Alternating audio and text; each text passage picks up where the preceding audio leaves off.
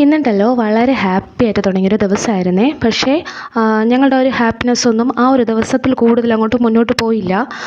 എല്ലാം തലതിരിഞ്ഞ് നടന്നു. അതായത് ഞങ്ങൾ പ്രതീക്ഷിക്കാത്ത കാര്യം ലൈഫിൽ നടന്നു. എന്താണോ പ്രതീക്ഷിച്ചത് അതൊട്ടും നടന്നില്ല കേട്ടോ. വേറെ ഒന്നുമില്ല, ഞങ്ങൾ 2 പെൺകുട്ടികളാണ്. അപ്പോൾ ഞങ്ങൾക്കൊരു ചെറിയ വീടാണ് കേട്ടോ ഉണ്ടായിരുന്നത്. അപ്പോൾ പണ്ട് തൊട്ടേ ഞങ്ങൾക്കൊരു നല്ലൊരു വീട് വേണമെന്നൊക്കെ ഭയങ്കര ആഗ്രഹമായിരുന്നു. പക്ഷേ ഇപ്പോൾ ആ ഒരു ആഗ്രഹം നടന്നു. അപ്പോൾ ചെറിയൊരു വീട് വെച്ചു. വീടൊക്കെ വെച്ചിട്ട് അത് പ്രാർത്ഥിച്ച് കയറാൻ വേണ്ടിയിട്ട് പോവാണ്. അപ്പം എൻ്റെ ഒരു ആഗ്രഹം, എനിക്ക് ഒരു സോഫ സെറ്റ് വാങ്ങി കൊടുക്കണം വീട്ടിൽ അമ്മയ്ക്കും പപ്പയ്ക്കും. അങ്ങനെ ഞാനും ചേച്ചിയും കൂടെ സെറ്റ് വാങ്ങാൻ വേണ്ടിയിട്ട് പോയിട്ടോ. അവിടെ എൻ്റെ ഒരു പ്ലാൻ എന്ന് പറയുന്നത് നമുക്ക് EMIയിൽ വാങ്ങാമെന്നുള്ളതായിരുന്നു. അപ്പോൾ അവിടെ ചെന്നപ്പോൾ ചില സാങ്കേതിക കാരണങ്ങളാൽ EMI എടുക്കാൻ വേണ്ടിയിട്ട് പറ്റിയില്ല കേട്ടോ. അങ്ങനെ ഇത്തിരി വിഷമമൊക്കെ ആയി. പിന്നെ എന്ത് ചെയ്യാനാ, ഇത് കണ്ടോ. അപ്പം ഞങ്ങളങ്ങോട്ട് പോകുന്ന വഴിക്ക് കയറിയ ഒരു നഴ്സറിയാണ്. ഒത്തിരി നല്ല കളക്ഷൻസ് ഉണ്ടായിരുന്നു. കുറച്ച് ചെടിയൊക്കെ ഞങ്ങൾ ആ പുതിയ വീട്ടിലേക്ക് വാങ്ങിയിട്ടുണ്ടായിരുന്നു കേട്ടോ. അപ്പോൾ അവിടെ ചെന്നപ്പോൾ EMI കിട്ടില്ല എന്ന് പറഞ്ഞപ്പോൾ ഞങ്ങൾ നേരെ വീട്ടിൽ വന്നിട്ട് ഞാൻ വിചാരിച്ചു എന്തായാലും ഗോൾഡ് ഉണ്ടല്ലോ, അത് പണയം വെച്ചിട്ട് ആ ക്യാഷ് എടുത്ത് വാങ്ങാം. EMI എന്തായാലും അടയ്ക്കണമല്ലോ, ആ ക്യാഷ് ഈ ഒരു ഗോൾഡിലോട്ട് അടയ്ക്കാം എന്നൊക്കെ വിചാരിച്ചിട്ട് വന്നു. അവരുടെ അടുത്ത് വിളിച്ച് പറഞ്ഞു ഞങ്ങൾ 2 ദിവസം കഴിഞ്ഞിട്ട് വന്നെടുക്കുമെന്ന്. അപ്പോഴത്തേക്കും പപ്പയ്ക്ക് ഒരു ചെറിയ പനിയൊക്കെ നേരത്തെ ഉണ്ടായിരുന്നു കേട്ടോ. പപ്പ അങ്ങനെ ഞങ്ങളുടെ അടുത്തൊന്നും പുറത്ത് പറയുന്നുണ്ടായിരുന്നില്ല, ഞങ്ങൾ ടെൻഷൻ അടിക്കുമെന്ന് വിചാരിച്ചിട്ട്. ഈ ഒരു പനി രാത്രിയൊക്കെ ആയപ്പോഴത്തേക്കും കൂടി ഞങ്ങൾ നേരെ ഹോസ്പിറ്റലിൽ കൊണ്ടുപോയി. ആകെ ടെൻഷൻ അടിച്ച് അവർ പറഞ്ഞു മെഡിക്കലിൽ വിടണം, അത് കൗണ്ട് ഒത്തിരി കുറവാണെന്ന് പറഞ്ഞു കേട്ടോ. 40 കഴിഞ്ഞ് വന്നിട്ടുണ്ടായിരുന്നു.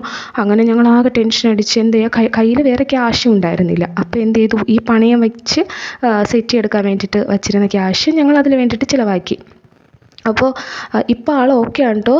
ഒരാഴ്ച കഴിഞ്ഞു, ആൾ ഓക്കെ വരുന്നു. അതാണ് ഞാൻ പറഞ്ഞത്, ഞങ്ങൾ വളരെ ഹാപ്പി ആയിട്ട് തുടങ്ങിയൊരു ദിവസമായിരുന്നു. ഒരുപാട് നിറയെ പ്ലാനിങ്സ് ഉണ്ടായിരുന്നു.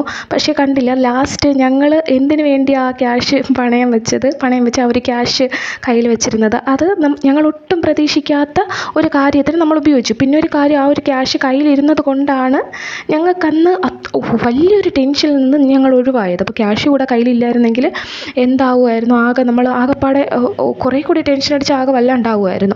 അപ്പോൾ അങ്ങനെ ആളിപ്പോൾ ഓക്കെയാണ്. അങ്ങനെ ആ ഒരു കാര്യം എനിക്ക് നടത്താൻ വേണ്ടിയിട്ട് പറ്റിയില്ല. അപ്പോൾ എന്തായാലും ഞാനത് നടത്തില്ല എന്നല്ല, എനിക്ക് നല്ല ആഗ്രഹമുണ്ട്. അത് ഞാൻ എങ്ങനെയെങ്കിലും വാങ്ങും കേട്ടോ വീട്ടിലേക്ക്. പക്ഷേ ഒരാഴ്ച എന്ന് പറയുന്ന ലൈഫിൽ ഒട്ടും മറക്കാൻ കഴിയാത്ത കുറച്ച് ദിവസങ്ങളായിരുന്നു കേട്ടോ. കാരണം എൻ്റെ പപ്പ എന്ന് പറയുന്നത് ആൾ എന്തെങ്കിലും അസുഖം ഉണ്ടെങ്കിൽ അതൊന്നും അങ്ങനെ പുറത്ത് പറയില്ല. അമ്മ ഹാർട്ട് പേഷ്യൻ്റാണ്. അപ്പോൾ അമ്മയ്ക്ക് ഒത്തിരി ടെൻഷൻ അടിച്ച് പേടിക്കുന്നു വിചാരിച്ചിട്ട് പപ്പ ഒന്നും പറയില്ല. അങ്ങനെ കൊണ്ട് നടന്നതാണ്. അവസാനം അത് എന്തായി തീർന്നു, ഒത്തിരി ഇത് പിടിച്ച് വേറെ കുറേ അസുഖങ്ങളൊക്കെ വന്നു കേട്ടോ. അതാണ് പറയുന്നത്, നമുക്ക് എന്തെങ്കിലും അസുഖം ഉണ്ടെങ്കിൽ നമ്മൾ ആരായാലും നേരത്തെ ഹോസ്പിറ്റലിലൊക്കെ പോയി ചെക്ക് ചെയ്താൽ അത് ചെറുതായിട്ടങ്ങ് മാറും. അങ്ങനെ മറക്കാനാവാത്തൊരു ദിവസമായിരുന്നു.